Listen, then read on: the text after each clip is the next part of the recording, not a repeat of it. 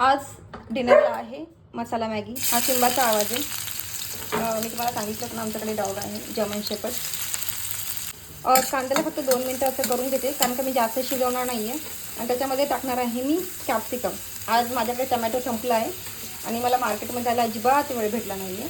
तो टमॅटो नाही घालतात, तर ही गेली शिमला मिरची. आता यांना 2 मिनटं असं फ्राय करून देणार आहे. थोडंसं कच्चीच ठेवणार आहे. मी अगोदर भाकर बनवली होती त्यामुळे किचन साफ करायचं राहिले अजून, ते एकदाच करून घेईल. ठीक आहे, यांना 2 मिनटं फ्राय होऊ द्या. मस्तपैकी टमॅटो म्हणते कॅप्सिकम आणि कांदा मस्त थोडासा नरम झाला आहे. आणि मी एवढंच नरम करणार आहे, मी काही जास्त नरम नाही करणार आहे. ठीक आहे, याच्यामध्ये टाकले मी मॅगीचा मसाला, थोडीशी हळद. आता टाकणार आहोत मिरची पावडर. माझी मसाला मॅगी थोडीशी तिखट असते त्यामुळे मी एवढी मिरची पावडर टाकणार आहे. ठीक आहे, थोडीशी अजून टाकेल कारण का चीज आहे तर ते बॅलन्स होऊन जाईल. आता मी टाकणार आहे पाणी.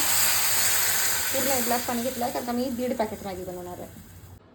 ही आहे मॅगी. ठीक आहे, पहिलेचे थोड्या मॅगीचे तुकडे होते ते टाकून घेते. अर्धी मॅगीचे तुकडे मी तुम्हाला बोलली ती बघा, ते टाकून घेते. आणि आता ही तोडून टाकते.